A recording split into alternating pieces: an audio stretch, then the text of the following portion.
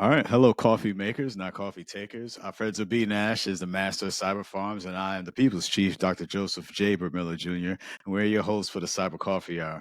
Now, the Cyber Coffee Hour is a product of Mount Vernon, New York, and we're excited to share our experiences and stories with those of our incredible guests. Our mission is to impart knowledge, enhance understanding, and cultivate a sense of community in the expansive world of cyberspace.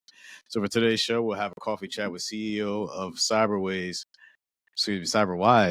Felicita Sandoval. Now, Felicita Sandoval is a trailblazing figure in cybersecurity and artificial intelligence with over 16 years of experience across finance, government, and technology sectors. As the CEO of CyberwAIse, she spearheads initiatives to prepare the workforce for the future, ensuring they have the skills to navigate the evolving tech landscape. Felicita is renowned for her expertise in cybersecurity, which is focused on best practices for data protection. She specializes in emerging technologies like AI, physical AI, and other upcoming advancements. A passionate advocate for diversity in tech, she co founded Latinas in Cyber, or LAIC, to support underrepresented groups. Felicita's insights on AI readiness, cybersecurity, and ethical AI implementation are sought after globally, making her a trusted consultant and speaker in the rapidly evolving landscape of AI and digital security. Felicita Sandoval, welcome to the Cyber Coffee Hour. Thank you so much, Dr. Joseph, for inviting me. I'm super happy. And when you say cyber waste, half of the people say cyber waste, half of the people say cyberwise. So I love it either way. I really feel bad because we had just rehearsed that and I still jacked it up. So That is all right. Waze, almost like the app Waze, right? Yeah, they say waste and then they say wise, but it's cyber wise as being a wise person. So I thought I did say wise, not cyber wise. Cyber wise. Okay, so cyber wise. All right, cool. I got. No worries because actually we're in the middle of changing the name of the company and rebranding. That'd be awesome. We will not have that problem. But that's that stirs conversations. I don't know. Maybe you keep it and having everyone guessing like how should this be pronounced. But no, but it's definitely a pleasure to have you on the show. And I know like we've been working on similar projects within this AI space. So and I know you're doing a lot of great things within the community. So again, it's great to have you on. And so I guess just outside of that, just how things have been going for you as of late. Everything is going well. There's so much work out there after AI kind of blew up. Because we know that AI has been around for a while now, but it just blew up to people like you and I, right? And also the community and society on its own, where now they're using AI in their phones to ask. They ask ChatGPT, for example, how to they ask for a recipe so they can cook a recipe, right? And now it's Right. easy; it's at your fingertips. So it's pretty cool. But everything is going well. Working on the business, right? Not only the rebranding of the name, but also just trying to see what's out there and what the workforce needs in regards to training in technology. It's not only about cybersecurity, it's not only about AI, but also the emerging technologies. Because today's AI and tomorrow there's something else that's gonna come along that we have to then get to work and understand it, at least the fundamental part of it. No, that's awesome. That's awesome. All right. So we'll get right to it. So first, so as the CEO of CyberwAIse, you focus on AI readiness and cybersecurity training. What critical skills must organizations develop to safely and securely integrate AI? I have different categories for that. So, like for if we want to start with cybersecurity, AI brings risks, and we know that new risks. So you can have model tampering, right? You can have feeding the AI bad data or manipulating results. This can happen. So security cannot be an afterthought after having all these AI technologies being brought to our organization. So we have to build a safeguards from the start. So we need to have encrypted training data. We have to have strict access controls. We have to have real-time monitoring to prevent AI exploitation. That's the first thing that we have to think of when it comes to cybersecurity. But then you have governance, which you and I know that AI regulations are like evolving super fast. So companies cannot afford to stay behind in that aspect. We saw last year the whole EU AI Act take effect, right? And now what they're doing is that they're categorizing AI by risks, and it enforces like strict oversights for high stakes applications like hiring or financial decisions, right? So now we have to stay compliant.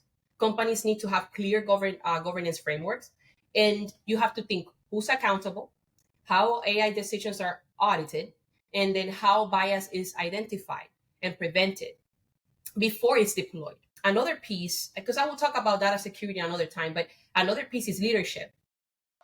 Security, an executive doesn't need to be a professional engineer, right? Like if you are a CEO or CISO, but or a CTO or whatever. Like what you need to understand is the fundamentals of AI and how AI, what is the AI's risks and potential. So how do you do that? You have to have AI training for leadership. That's super important. And then they need to know like ethics and the security implications of AI in order to drive responsible innovation. So we have to think of those different points in order to understand like what are the skills that are needed for the company. So it's a lot because then you add data security and that's like non-negotiable. You know that you have to understand if the AI, like client, for example, client data, is that being used to train external models? Are we okay with that, right? So, Right. and we shouldn't. We should have contractual language that really specifies what we're doing with the data and how we are actually handling AI models.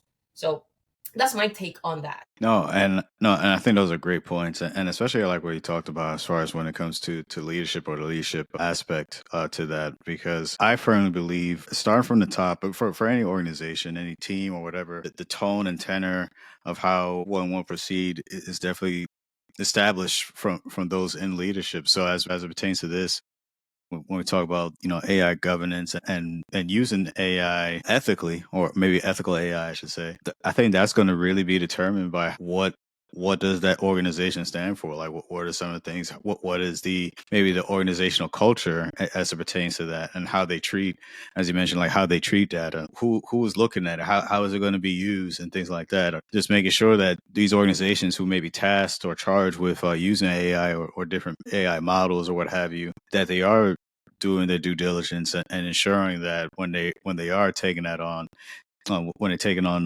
data and using it for the purpose that it was intended, to make sure that it's not being misused and creates more issues down the road. So I think that's very compelling. That's and I'm curious because you're also management level.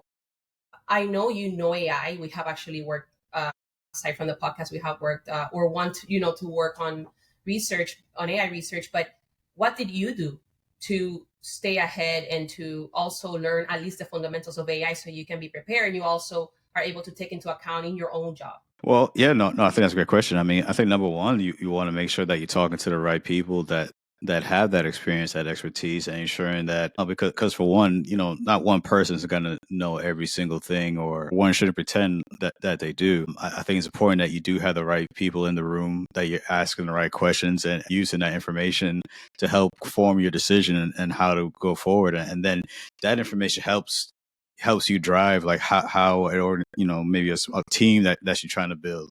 Who are the people that you try to bring onto your team? What are the certain parameters, like what's the scope, or what are you trying to work within? Because of course there's so many cyber, and now with AI on top of that, there's so many things that you could pursue and look at. So you want to make sure you set those parameters early and have that set, so that way so your team has that clear direction, and you have a strategy in place. Yeah, for me, I always firmly believe that you uh, get the right people around you to give you that insight and to help you as a leader to make very informed or well educated decisions as you go forward. Amazing. Yeah, I love it. And I love that's how you mentioned earlier the culture. You have, I remember I used to hear a lot cybersecurity culture in the companies when cybersecurity was big. Then, now it's the whole AI culture. But I think it's just mostly, aside from everything else that it takes to, have a full on culture in the company, it's also like emerging technology culture. Everybody should be open and curious and open enough to actually learn the emerging technologies that are coming. Because at the end, what I hear a lot, it's like, oh, AI is just a hot button right now. Nobody's gonna talk about it tomorrow, and that's okay because it happened with cloud. Everybody was talking about cloud, and nobody's talking about cloud now. But we use cloud everywhere. So Right. tomorrow we may be talking about quantum. We may be talking about humanoids. but AI is going to be implemented in all of that. You know what I mean? So we still need to know it. Yeah. No, I absolutely agree. Yeah, yeah. And as you mentioned, yeah, cloud was the buzzword. Not too long ago. It's not like it was ancient history. It's just not too long ago, and now AI kind of taking that place, and maybe more years down the road, another capability or new feature is gonna take AI spot. So it's Yeah, always evolving, always changing. That's why it's important. Especially those listening, always important to just stay on top of what's going on, especially if you're trying to work within this field that, you stay current or you really get left behind. exactly. So that leads me to the next question. So your work ensures effective human oversight of AI systems, particularly from a cybersecurity perspective. How can companies strike the right balance between leveraging AI capabilities and maintaining necessary human control? So AI introduces risks, that need to be actively managed.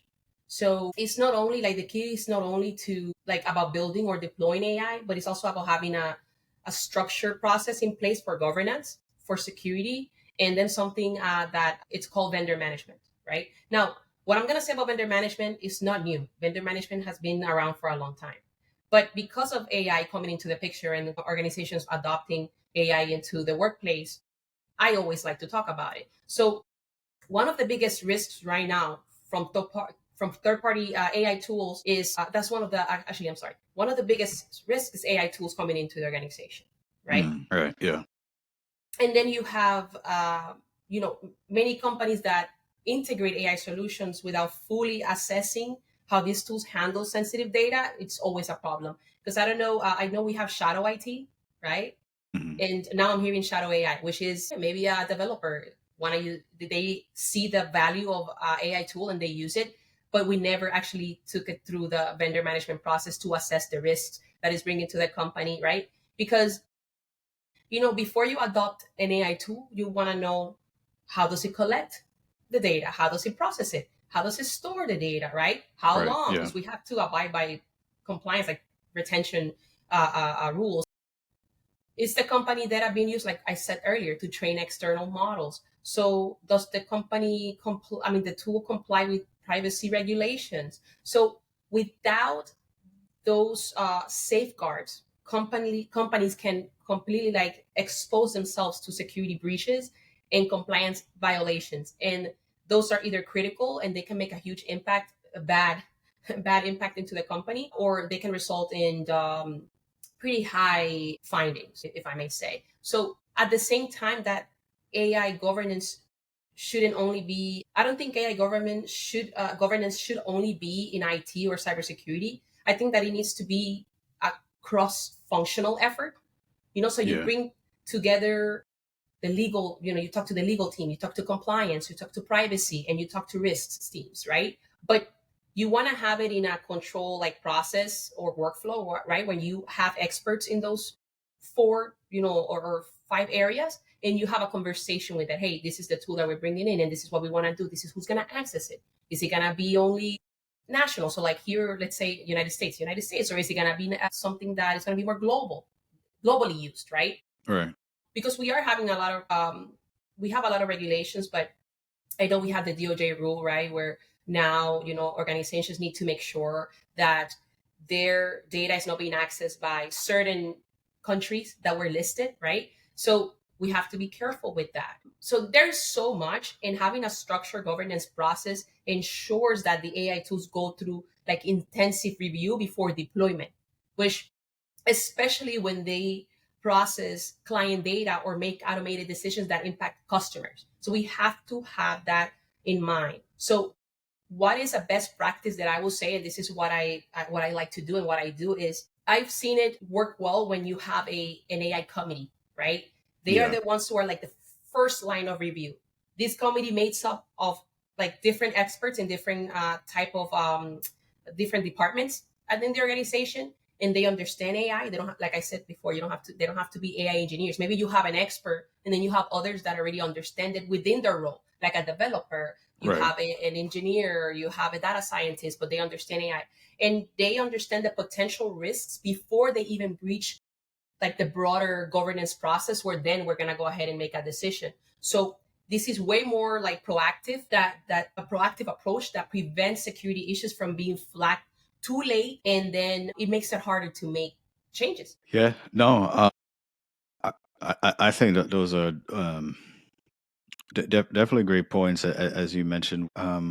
When we're looking to, for one, we talked about bringing the right people in the room and asking those right questions. And as you mentioned, I think, yeah, doing it by committee, you're having those people where they're able to evaluate, have a chance to evaluate before something gets developed or goes into production, to be able to evaluate those risks. What are some of the potential pitfalls that, all right, if we execute this, what are some of the things that could potentially happen? So that's part of your risk assessment. That's part of that time you take to ensure to kind of anticipate some of those risks, and if it does happen, then are we able to recover from this, or um, do we have the right people in place? Do we have the proper infrastructure? Whatever the case may need be, that we're trying to evaluate different scenarios and making sure that we're ready for it. So it's really going to be no different for AI. I think even with AI, because I feel at times there's a bit of a unpredictable element to it, more or less, because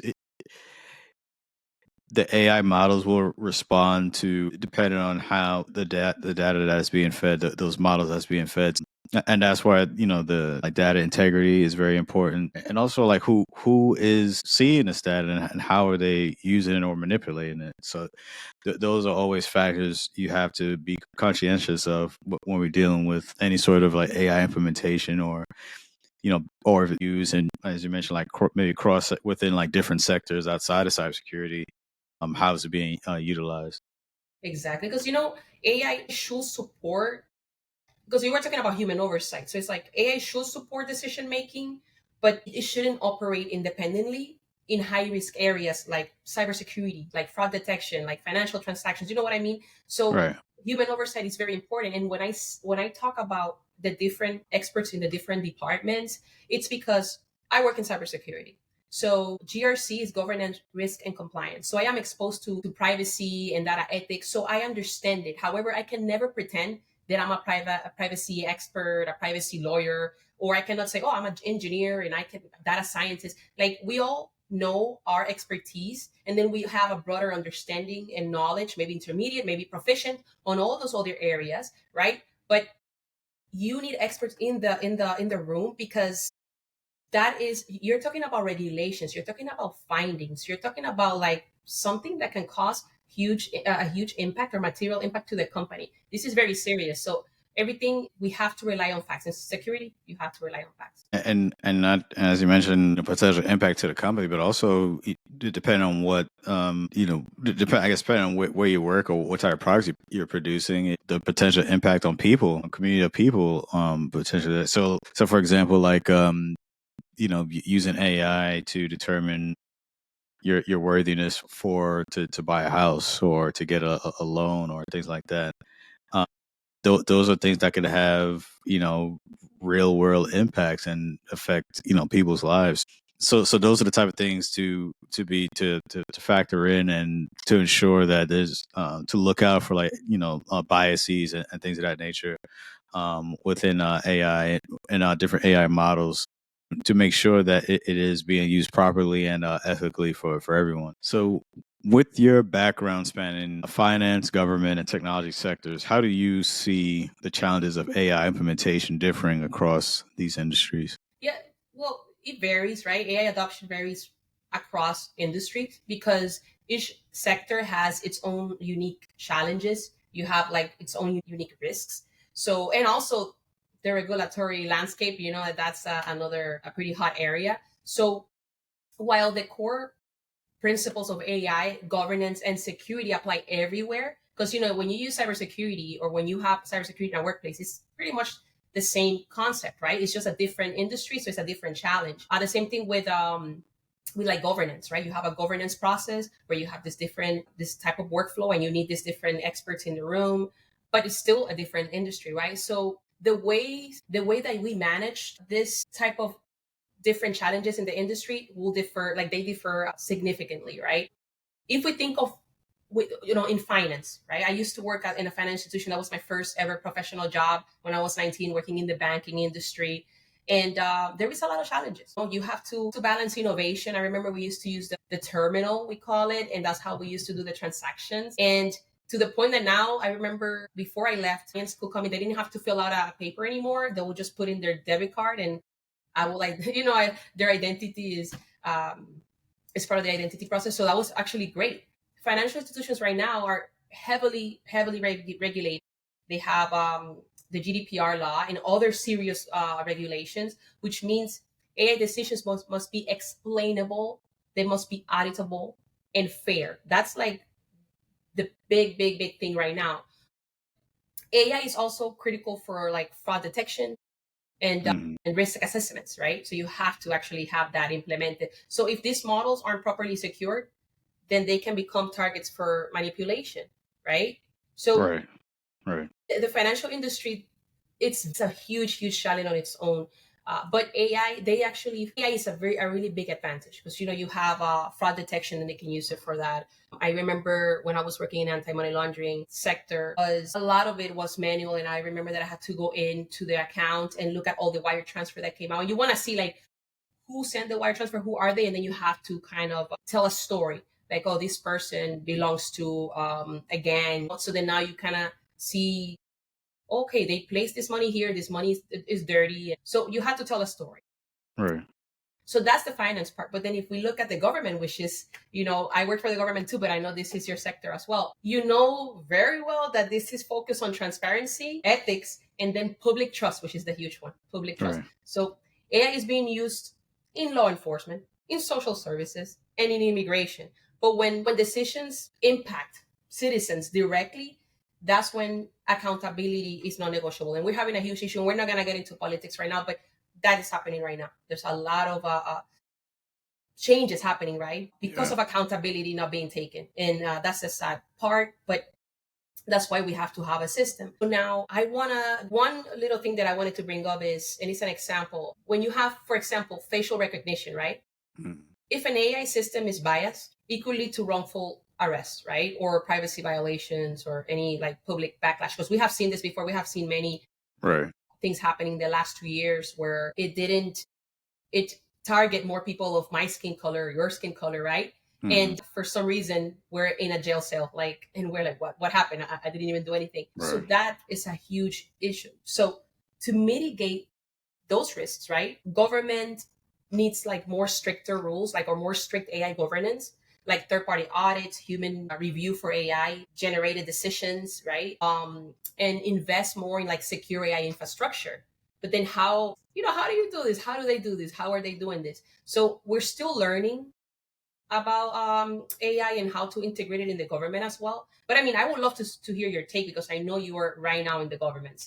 So no, and I think you make a great point where using not just using AI to replace what you're doing, but using AI as a tool to enhance what you're doing. So as you mentioned, so with the example, if for law enforcement, if they're using AI tools, so like facial recognition, and maybe they pull up a profile on someone and someone's mistakenly or wrongfully arrested for something that they didn't do because the AI tool said that okay, this is them, but in reality it's not. There has to be the human element still. We can't just completely just rely on those AI tools because, as you mentioned, these AI tools are still learning, and also keeping in mind like the data sets that are being used.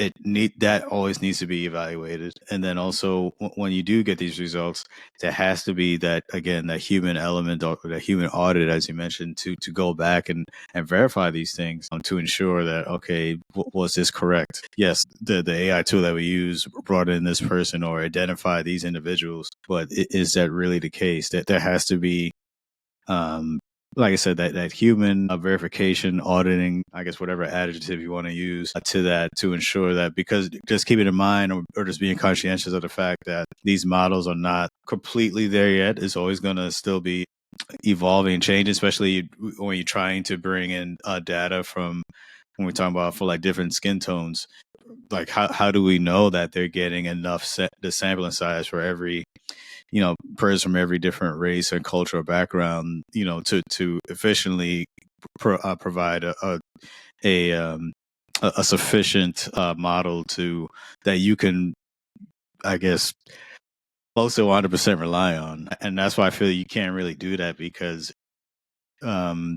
if you're not factoring in, if you don't have a good sample size, your results are going to be skewed, or it's going to be skewed. It's going to have that's why you leave yourself open to bias, because now it's only focused on maybe one group of people or one demographic or what have you. If you don't have enough data to, again, for it to be a proficient tool. So I even think about she's an activist within the AI space, Dr. Joy Bolamwini. I don't know. I apologize for messing up her name, but she had a documentary on Netflix, and she talked about the facial recognition and like AI bias, and kind of really goes in depth with that. And she, covers like even like for the housing market, like when we talk about, trying to the bias affecting people of color, trying to maybe purchase homes or get home loans and things of that nature, and how it's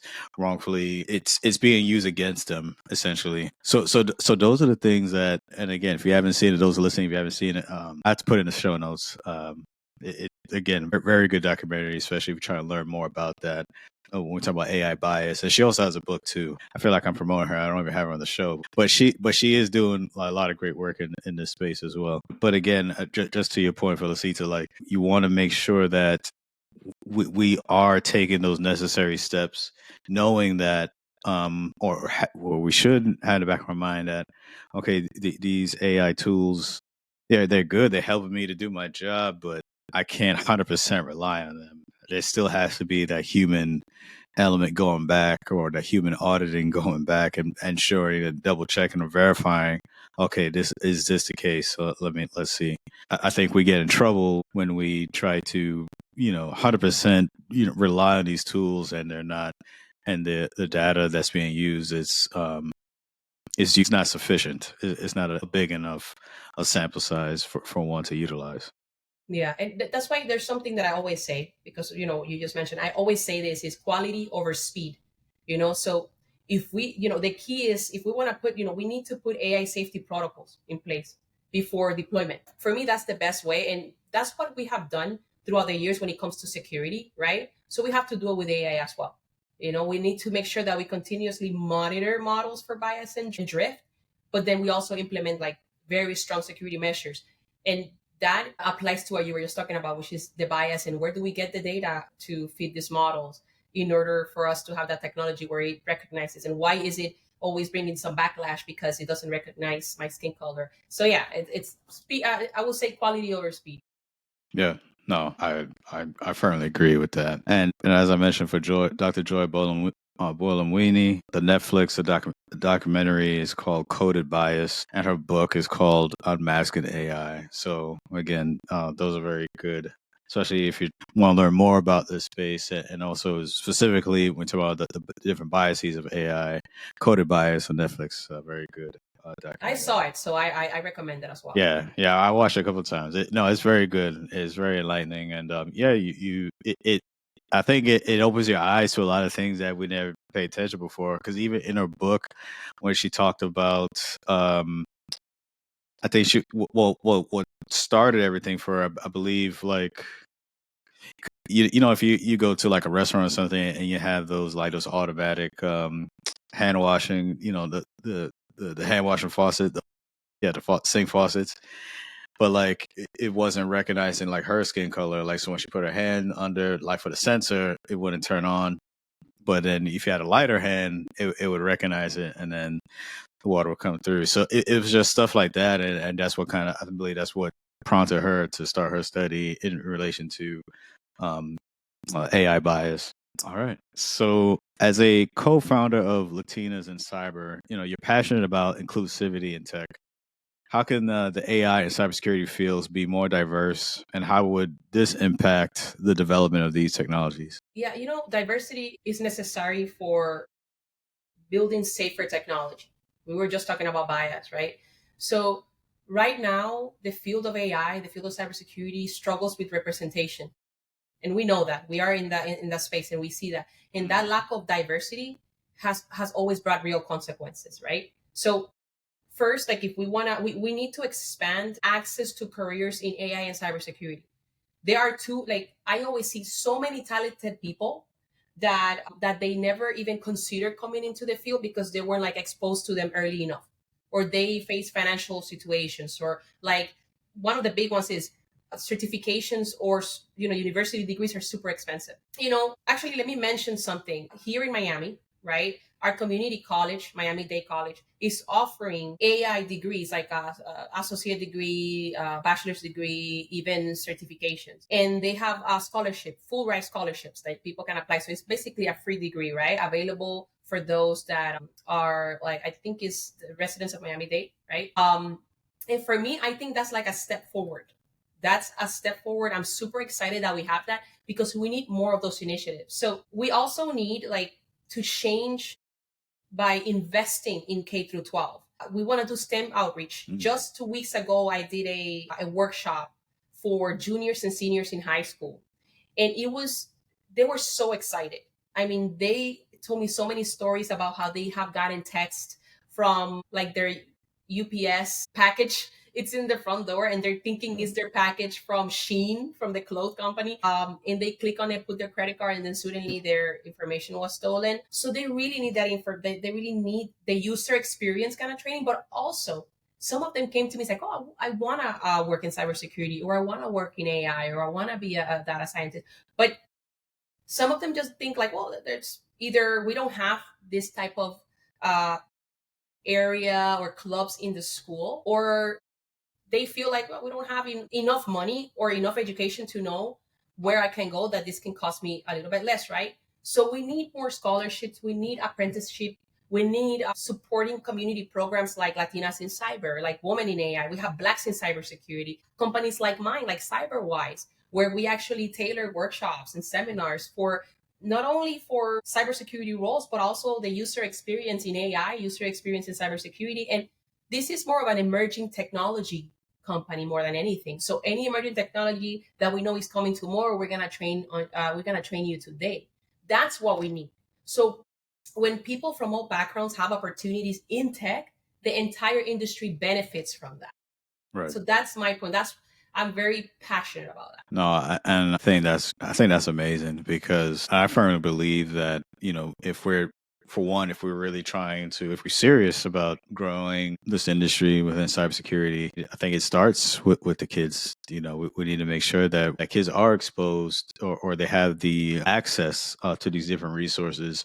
So when kids are growing up and they're thinking about like what is it that they want to do, or what they like to do, we got to make sure that that they're able to see, for one, people that look more like them, that they can resonate and relate to, and know that and then two, then that they know that this is something for them, that this is something that they could actually see themselves doing, and really curate that interest within cyber, start working on, as you mentioned again, of all different workshops and clubs and things of that nature. Just like, I mean, it's really no different than young kids getting started in sports. If they want to play like basketball or baseball, you start off, so for baseball, for instance, you start playing like little league and things of that nature. You start developing those skills, you get that exposure to it, and then I really like this, want to keep going, then go on, you play in college, and then you really start working, get the right trainers and coaches around you, and then next thing you know, you might see yourself in the big leagues. So again, it's really no different with with cybersecurity.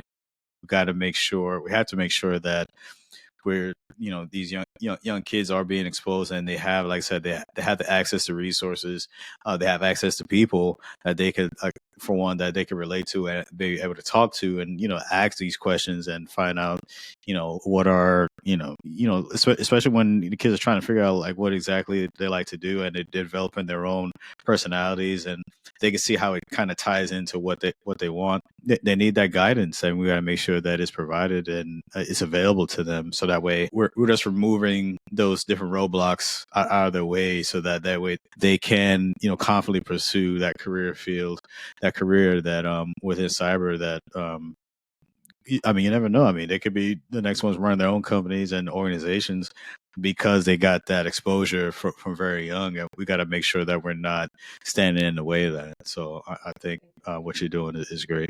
Yeah, and I would like to, on top of that, not only our youth or our career transitioners, but also leadership representation. Because if you don't have diversity at the top, then it's hard Right. to change policies from within, right? I think that's a big thing. So companies need to go beyond mentorship and focus on like sponsoring and advocating diverse talent in leadership roles. We need to see that more. There's a way, and I know we have throughout the past, I'm gonna say 3 to 5 years, we are companies have been trying to do that with all of diversity roles, but we need to make sure that we showcase this. It's not about having one diversity person in the board or or in the team. This is about everyone together, any race, any gender, Hmm. together, talented enough, right? Because it's also like, oh, I'm not, because then you create bias. Oh, I'm choosing this person because of their gender and their background, right? Their race. No, I'm choosing this person because of their talent. Now, don't just because but also you have to keep in consideration there's talent everywhere, everywhere. So it's like we have to tailor and we have to actually tackle that part and put them in leadership roles. Like if you like, for example, in my job, I've seen many talented people. Actually, I'm surrounded by people that are way smart, and I have learned so much from them. But I have also noticed talent that have, for example, I had one 3 years ago. There was a new member of the team, and she was freshly out of college. She had worked like 1.5 years in the IT department. She didn't have any exposure to cybersecurity except from school, from her master's. And let me tell you this: smart, sharp, fast, also diverse. She's from India.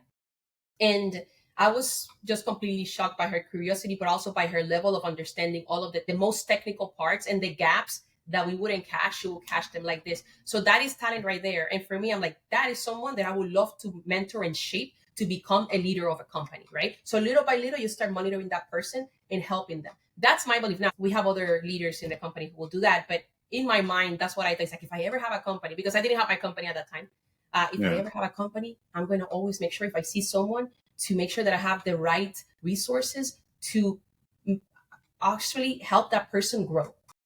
So yeah, leadership on the top, and make sure that we have diversity is what we need to do. Absolutely, absolutely. So we have Felicita Sandoval, CEO and and founder of CyberwAIse, here on the Cyber Coffee Hour, part of the Alive Podcast Network. As we transition here, just learn a little bit more about Ms. Sandoval and the great things that she's doing within the AI and cyberspace. So, I guess one question I'll start with: in your estimation, what are the most significant emerging threats in cybersecurity today, and how should organizations prepare for them? The threats right now, and I spoke a little bit about earlier, there are many risks, and risks are going to keep showing up, right? And we need to monitor this. But one of the things that I do see the most is when companies want to adopt AI and they're bringing that to the company.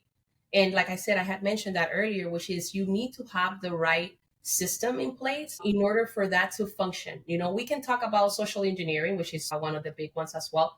But as of now, it's just how are companies adapting to AI, what kind of processes companies are actually implementing in order for us to use safe AI tools in the company to enhance and to speed up the process, right? Like I said, quality, over speed.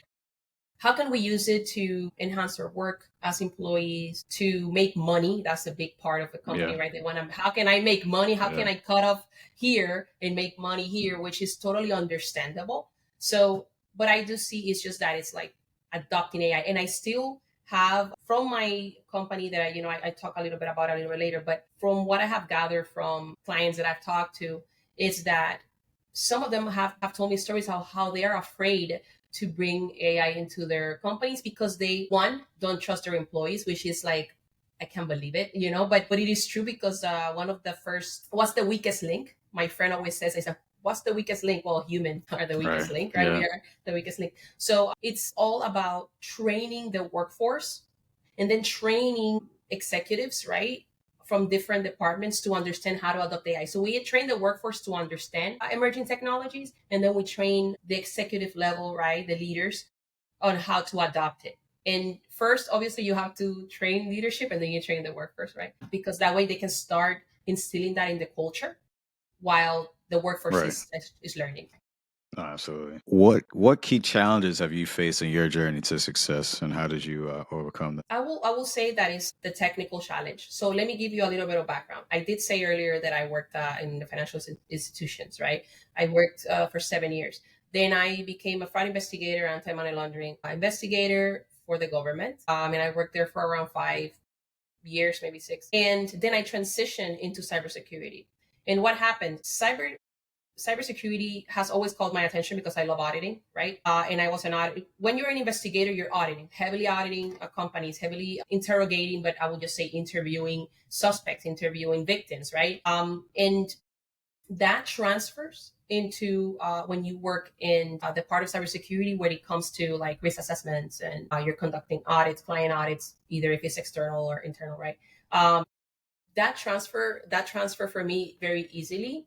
But one part that was not the easiest part was the technology or like being technical, right? That was the most difficult part. So I worked on that very, very intensively. Day and night, I will study pen testing, even though I'm not a pen tester and I will never claim to be. But at least the fundamentals I learned. I learned the technical terms. I went to school. Obviously, I have my master's in cybersecurity, but still school is only a theory. Once school is only theory, so once you start practicing hands on in a job, it's another level because now it's real. So I learned within my role as a cybersecurity professional, and that was a challenge on its own, but it was fun. I love it. I'm so passionate about cybersecurity. I'm passionate about emerging technologies. So it was just such a fun ride that for me, learning it's like essential, and that's why I love teaching people, and I love when people want to learn more, because at the end the whole technology, not industry, but the whole everything that has to do with technology, it's like I always say this, but it's a big field for nerds,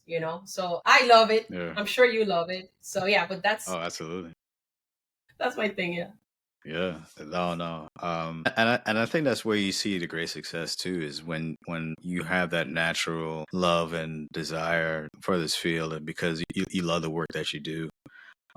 Is not going to be tied to any specific company or organization, because it's really just that work, or that focus that you really love and desire. And again, I think that kind of ties into how important it is that kids, that they have that exposure to these different programs and resources from early on, so they can naturally, organically grow that desire for a field within cybersecurity. And again, that just ties in and helps the cybersecurity field strengthen as a whole, because now you're creating more cybersecurity defenders, leaders, pen testers within the field, and just strengthening the workforce as a whole. So no, I think that's great. Yeah, and also when companies foster like a culture of creativity and innovation and they Yeah, include everyone, it's right. amazing. Like I will say that my company, I work for this company that I don't own them or anything, but they are called LifeRamp. They're an ad tech company. And Hmm. anything that I say, I just want to say real quick, like it's not their view, please. But I will say that I learned so much from them. It was my first cybersecurity job coming from being an investigator. And I learned so much, not only from how the company handles the company culture, but also how they treat their employees. Clients are number one, employees are number one. That's it. Mm. Titles are just because you need to know people's responsibilities, but everyone, it's there for everyone. Even the top executives, some of them love being technical. They want to be part of it. And then through like the leadership of my own department, I learned so much on how you treat your employees, how to get them excited when you see that they are actually being creative and they really want to know more, they really want to learn. So there's so many things that I have taken with me when I have built my company. I always talk to my friend and partner. Her name is Jasprit Rodriguez, and we always talk about how we learned so much from there that we want to adopt a lot of their company culture and the treatment they have given us and the opportunity to learn and to go out there to events and incentives that they have and sponsorship that they provide to their employees to grow and to learn and to add new skills. So if when companies adopt this, employees will always appreciate it, even if something happens and takes a different turn. Maybe you leave the company, maybe they unfortunately sometimes there are layoffs, but at least Right. you will always remember that. It's like, this company, it's like a role model, right? So Yeah. I hope that more companies think that way. Yeah, I hope so too, especially in this current climate. All right, so I understand you don't necessarily drink coffee, but if you did, and you drank it every day, what would be the one? What would be your favorite coffee that would get you through the day? What would be your coffee of choice? That's funny. I don't drink coffee at all. I don't drink, but I don't want to say at all. I don't drink coffee. I've Mhm. never been a coffee drinker because it gets me too hyper. I'm already hyper on my own. So yeah, Yeah. it's not good. So, but I have very rarely, maybe once a year or twice, I have gotten coffee. I like Bustelo, Cafe Bustelo, and I like it where it's iced. So I put black, I put black, like just Oh, black so you do with the iced ice. coffee. Yes, Okay. with ice. I like it even more like that. And then I will put like maybe a little spoon of milk, like Okay. just a small spoon, like just a little bit. And then I'll stir it, and no sugar. I don't like any sugar on it. I think Yeah, it of course tastes not. good like that. So Yeah. it's not that I don't drink it because of the taste. It's just most because of the hyperness. So once or twice a year I will drink one. Yeah. Actually, about a few weeks ago, it was the first coffee I took this year, and it was because I was so busy. The whole week was from 5 in the morning all the way until 9. I was busy, busy, busy with meetings, going places. So I decided one of the mornings, I was like, I'm gonna have to drink some coffee. If not, I'm not gonna last the whole day. So I drank a little bit, and I was hyper, but It's hanging off the walls. yes, but I only took a little bit. Okay. Love. What's That's yours? so for me, if I'm out and about, my daily driver is an Americano. So I do so I typically, 2 shots of espresso and water. But yeah, so again, that's like what I if I like I said, I'm at a coffee shops and I like to go to small business, preferably black owned coffee shops. I like to visit and support. So when I do go out and do that, I'll get an Americano.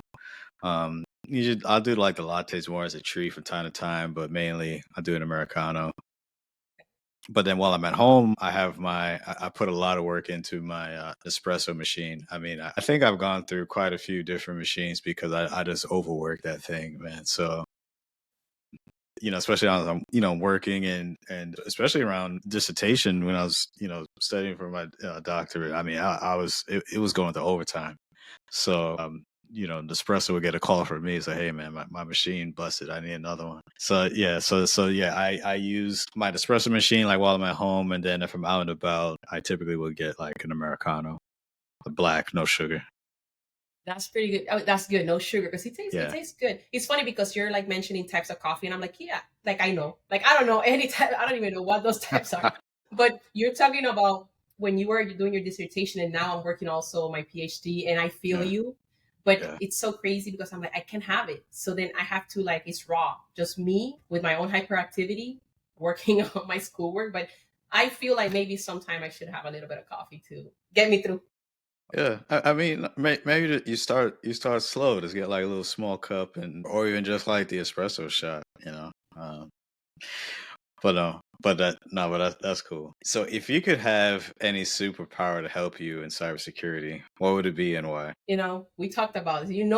My favorite superpower has nothing to do with cybersecurity. It will be so I could, like I wish I could eat endless amount of ice cream without my without my health being sacrificed.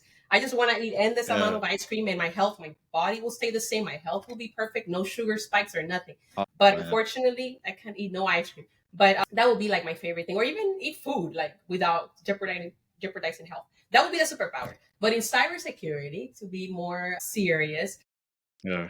it will be finding if I could find risks, spot them like the gaps. Oh, that's the risk, and then have solutions right away. Yeah. I would love to have that superpower. It'll be amazing. Companies will be going. But yeah, that I would love to do. Eat. Yeah. No, that would be good. So and lastly here, what are some of your hobbies, interests, just things you like to do? Just getting outside of work. Yeah, so people who know me, who are closer to me, they know that I love to write. So I write a lot of stories, a lot of I like to write scripts. Actually, my bachelor's degree is in film screenwriting and filmmaking. Yeah, so I love writing. That's one of the things that I do for myself. I write scripts and books that I have so many like pages written, but I haven't published anything. But I do actually post my poems. I post a lot of poems in my Instagram. It could be a random picture that I took and I put a poem there. So I love writing poems, and I used to be very shy in showing them. because they're very like I don't know. For me, they're very loving and it's romance, and I was always so embarrassed. But then last year, I started just kind of posting them, and I was like, you know what? I'm just gonna post them. So I love writing, but then also I like going on bike rides. That's one of my favorite things is to go on bike rides. I go to trails, and I do like a few miles, maybe 5 miles, 6 miles, and it's just cruising, nothing professional. And the last thing that I've been doing, and don't laugh at me, because I'm taking golf lessons. You know, I have a coach. And it's been going well. It's been already like 6 months of training, and finally I learned to hit the ball. So yeah, there was the thing is that there was something that I wasn't doing with my shoulder, right? So I was like, man, why am I missing? So we started finally. Yes, it was Friday, actually, yesterday, because we have lessons Fridays. So he got a bottle cap of a water bottle. He put it on the floor. He's like, okay, that's your ball. That's your target. That's what you have to hit. So, he told me a technique. He's like, the thing is that you're not putting your shoulder down. And I was like, so I started practicing, and now I hit the ball all the time. I'm super excited. So that's all I needed from the past 6 months, was just to know that I had to go a little bit lower. So, but I'm very excited. I always wanted to learn golf since I was really young. And actually, let me tell you something. I know I'm talking a lot, but I I know just you want good. to, yeah, okay. So I just want to say something which it reminded me of my journey into technology. I remember when I was in school, in high school, I got into a computer class, right? I knew that I always wanted to work in technology, but I didn't know how to, because I just didn't see anyone interested in me going in there, because I'm, a female, right? And a lot of the students were male. It was not their fault. Great students. A lot of them were my friends. Yeah. So I was like, maybe I don't belong there. Second, I was never confident enough about my mathematical skills. So I felt so isolated, and therefore I didn't have any of the confidence, and I moved into something else. And I went into finance, and also I always liked the arts because I worked in the theaters and all that. But how I relate that to golf is that since I was young, I also used to love watching people play golf. And I was like, man, one Yeah. day I want to do that. But first of all, I didn't have the economic resources to go and take golf lessons.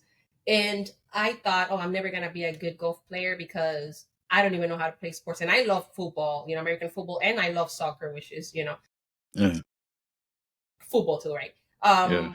But I was always so, always like the lack of confidence of not trying. So this time around, I said, you know what?